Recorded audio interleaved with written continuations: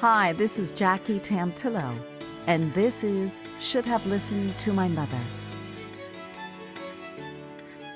With interests in everything from fashion to well-being of the mind, body, and spirit, including therapy. She's a hypnotist for trauma, addiction, disorders, and more. We're going to find out how Western culture played a role in her life. My guest was born in Seoul, South Korea, and she's going to share stories of her relationship with her mom, Uri Lee. I welcome you to Should Have Listened to My Mother. Thank you. Thank you for having me. Can you tell us your mom's name, please, Uri? Yes, my mom's name is Myung Hee. And she was born in South Korea like yourself, or where is she from? She's actually from North Korea before the war started, on the city called Pyongyang, which is the capital city of North Korea. And that was before the South Korea and North Korea started the war. And how old was she when all of this, before the war? She was a teenager before I'm assuming she ventured towards South Korea because that's where you were born.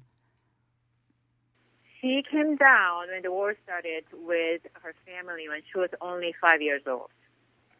And that was not an easy decision for a family to make. That must have been extremely traumatic.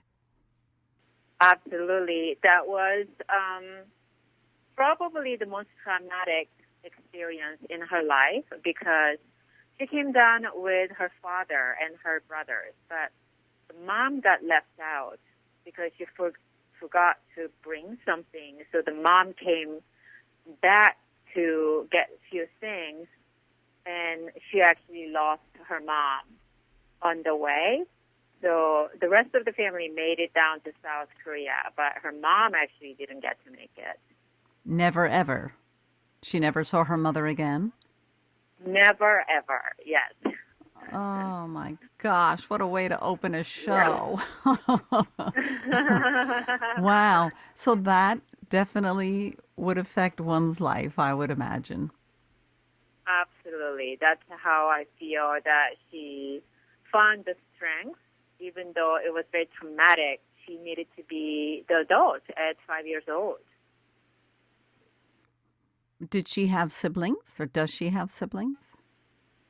So she did have siblings. She had 2 older brothers and 1 younger brother. And she was the only daughter.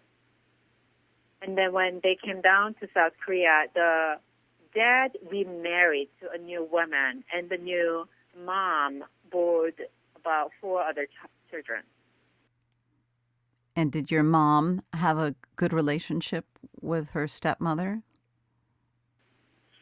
So, just imagine that was just right after the war started, and they started a family. They already had the kids from the previous marriage, and then she started to have her own kids, which is 4 other younger children. So it's not that she didn't have a bad relationship with her mother, but she did not get much of the attention, care, nurturing.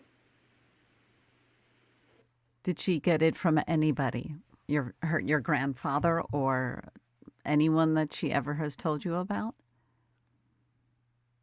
What I was told was basically she did get some, but, the Korea and many of these Asian countries, the father's roles are pretty specific. The father's roles are to go out and, provide for the family. They're not really nurturer. So it was really the mother who were supposed to take care of the kids at the time. And I do not believe she got much of that attention from her stepmother. And did she work throughout her life before she wound up getting married, I'm assuming, to your father? Yeah, so she basically took care of herself because she was that, great person with her own brothers. So she was sort of more of a taking care of her brothers. And then she also had to kind of take care of the younger children because those are the younger right below her. So there are two younger sisters and two younger brothers that she kind of did not get to be the children of her parents, but she was kind of taking care of all the siblings as the middle child. And she just kind of was growing up as a quiet child and just deciding that she probably needs to do something with her own life. So she actually ended up going to a college, which was rare there at the time, which was, about 50 years ago in Korea. There, women weren't really going to the college so much. And she made a decision to go for it because she loved the arts. She loved painting, so she pursued that choice to go to college. Wow. So we don't actually, I guess you don't actually know what side of her family she got that from, whether it was from her mom or her dad's side of the family. Yeah, we don't really know. I think it was one of her hobby or some of her interests that got her to want to go to art college and pursue that, pursued what she loved to do. I don't think she had any ideas of what she wanted to do about it. She just wanted to have a little more things that she enjoyed, loved to do, and that was what she found. And when she actually became the assistant teacher right after her graduate, and that's when she got to meet my father. And even though I think she wanted to pursue a little bit more of her career, this was very common at the time, 40, 50, 60 years ago, for women to stop what she was doing and pursue the motherhood. That was almost, I would say, 95% of the population that they had to deal with without any choices. Society, right? And cultural, too. Yeah. At the time, what was your mom's favorite style or genre to paint? Do you know? Yeah, she did oil painting. She did paint quite a bit of flowers or just kind of a still oil painting. She has some, good paintings around. I enjoyed looking at her paintings. She had a really good sense of fashion. I grew up looking at how she dressed herself. So I think that was part of an enjoyment she got to experience as someone who was in art who didn't really get to pursue. So she picked really great clothes for herself to present herself, and she believed in herself as a woman and beauty, how to represent herself. So we always looked at her and grew up as, oh, this is how you represent your mom. And I actually ended up becoming a fashion designer, a fashion buyer as my career. She influenced you, right? You saw how spectacular she was. I know. This is really interesting because it all came from her artistic talent and interest that kind of passed on to me, that she didn't get to really pursue. And I am actually really pursuing all the things that she wanted to pursue in my life. How great is that? That is really, really neat. Yes. Because you were born in South Korea. Why did you then come to the States? I came to the States because when I was growing up in Korea, I looked at everyone around me, including my mother, including our own families and cousins and close friends. And what I saw was I didn't really see women really pursuing other than becoming a mother. They would just get married after their college, and they get to be with where they are at with their level of education and the family's standing. They would get married to somebody, who will take care of them and then board their children and just really play the roles as a mother. Not that I discount that. It's just that I wanted something more than that. For some reason, I just wanted something more than that. Also, what really hit me was I've seen a lot of women in their, 40s, 50s, and 60s, and they raise their kids. Some are in loving relationship, but when they are not in a loving relationship and getting into abusive relationship, I saw many women just stuck in their marriage without having to have the choice to either end the relationship or move on to pursue their career to make their own money because of the survival. They would just stay and be miserable, and they would get sick. That was something that really hit me. A lot of women start getting sick, cancers and heart attacks, and ending their lives without much other than raising their children. Again, I'm not discounting their efforts to raise their children. It is a huge job, something that is most difficult, I would say, as a mother. But because they did not have that choice to pursue their career and have the connection to financial, a lot of women would just ended their relationship in the relationship they did not really want. It was an obligation. That got me.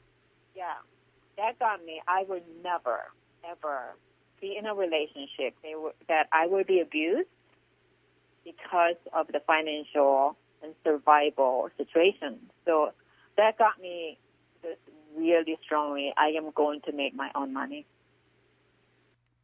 How old were you when you kind of put all this together?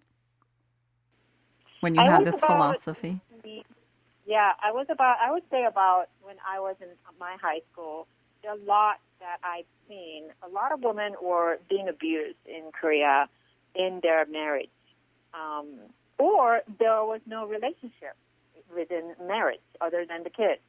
And what I saw was that if they had a choice to make money for themselves, would they stay in that relationship? And that really got me, including my own family, including my own mother. My mother had her challenges, but she did not know what to do otherwise. She did not know how to just survive on her own. So she stayed in the marriage. Did she ever open up to you, saying when you were young, please don't do this, you will be able to do whatever you want in the world? Did she ever confide in you? She wouldn't say that either, like, don't get married or anything. She still was, in the cultural background of you want to get married and have children. That's in a big part of her consciousness. However, she knew that I was a bit different than the rest of the children who was just listening to their mom and dad go finish high school and go to college, and I'm 24, I'm not start looking for my husband. That was my case at all. I was a bit rebel and wanted to do something more than the most of kids were doing at the time. I wanted to experience more. So I said, I don't want to stay in Korea. I want to go out and explore and get more educated. And my mom took that. My mom took it really seriously and helped me to pursue my college in New York. Wow. And what did your father have to say? Anything about this? The thing is, I was struggling in my high school time because I was consciously not at the same level with the rest of the high schoolers. Sure. So I had a tough time in my high school. I didn't really fit in. I didn't really do well in my high school times with my educations or academically. I wasn't very doing well. But what I did well, again, this is funny because I was a really good painter and drawer. So I had this award that was given to me out of competition, national competition for the painting at my junior high school, I think. That got me to get the scholarship situations that I could actually go study abroad in other countries. And you won the award. So what happened, right? You won the award. Mm-hmm. So that was Your world that changed. that got my father to agree. Okay, he could also see that I wasn't really getting along with the system that is in place in Korea. And because I won that award, he okayed for mom to help me to go study abroad. And at the time, it wasn't really, it was just getting popular for people in Korea to go study abroad. It was mostly like really academically strong students who are very smart and intelligent. They would go study in America or different university and graduate school. But for some people like myself who's not very academically strong, wasn't really the choice at the time. But my mom saw something that she wanted to, I guess, pursue maybe for herself in me. So she really helped me to get my portfolio together and looking for the options, how I can apply for the university, and that's how I became actually first step as an American. Wow, that mother's intuition, right? If she had just kind of brushed you off for a while, then you may have been discouraged and given up your dreams, maybe. Can I ask, what was the difference, or why did you have such a tough time in high school? Was it that you were more mature, or did you just hate school? School wasn't your thing. I was never the child who would just be, sit down and somebody telling me what to do, and I would just always question, especially in my high school times. I'm like, why? Why do I have to do this? Because I just don't see the benefit of doing more of this math and science. As when I become mother, I would start questioning things like that, right? And I would refuse to do that. Like, what is this going to do when I become a mother? Because that's what everyone is focusing on. All my friends, girlfriends, and the college graduates, all their focus is that who am I going to get married to? And I don't see any woman who's utilizing all the skills that they learned from high school. I just couldn't understand why they need to learn that. To become a mother, don't we need to learn more of like how to cook and clean and take care of the kids? So you're very lucky. Your mom was very wise and insightful, and she wanted to prevent you from going in the same path that she did. Right. Yeah, she was very intuitive, and she believed in me. She believed that I could do something more than just becoming a mother. Again, I think that if their dream is to have 3-4 children and be the mother, I think that's one of the most beautiful things. It's just that for me, it didn't register me as that's what I wanted to do. I wanted to do something more. I wanted to do something more creative. I wanted to be able to create my own money. I did not want to be put down by men and just depend on my life because I did not have the freedom of the finance. Wow. So your mom's your hero. Absolutely. My mom has always been my hero, my mentor, my friend. Because of that, we actually ended up, my sister also ended up coming to U.S. and settled in here. She has her own family. I am the same way. I have my own children settled in West Coast of America. My mom would come almost every year, visiting us, traveling with us, and always sharing her wisdom. So we love having my mom around. Everything she does and touch, she gives us just little tips about why we want to put our hands on the dirt, why do we want to eat certain things. All these little things and little talks, it stays with us, and it becomes who we are, part of who we are, big part of who we are. So she's still influencing you and filling you and fulfilling your heart with all her wisdom and knowledge, even though she wasn't able to, or she chose not to pursue her passions. Does she paint anymore? After we all got married and settled in, I think she's painting a little bit as her hobby. She's a very spiritual person. She's devoted to her church, and she does do a lot of service and voluntary work for the church. Does a little bit of painting. She does a lot of traveling with her friends and with us. That's how she is right now. Even almost at 80 years old now, she still gives me this very, very wise advice that she has given me this year. January 1st, she gave me this idea of just don't go for something that you don't have right now. This is what you have, and this is what you can buy. It's a good idea to just buy your own house that you can live in. And, that just clicked me, and I actually decided to go for it. I decided to buy this little house based on the advice she has given me this year. And the next day, I pursued. And that is becoming another money maker for me right now, because I turned that into an Airbnb, vacation rentals, that I can always go and live in later on.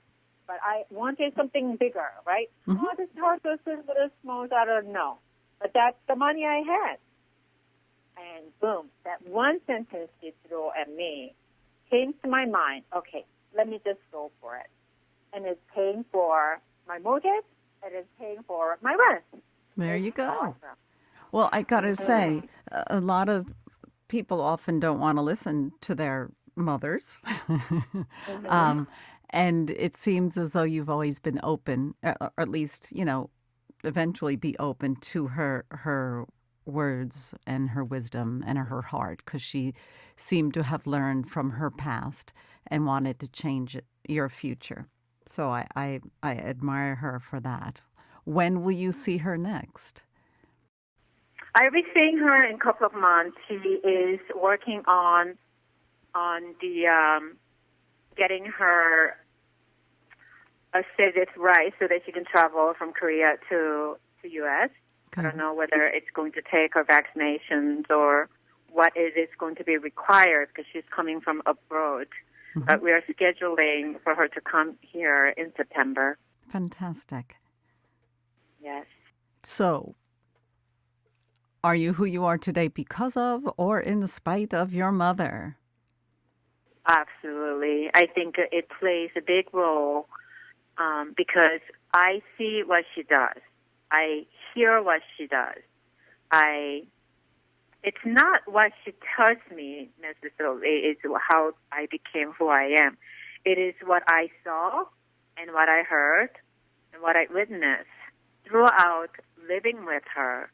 Whatever that she was expressing, I think it gets embedded in me. That is the true program. So stay with your mom. Get inspired by your mom. More than TV, more than internet. I think your mother really have that intuition and wisdom that nobody else can give you.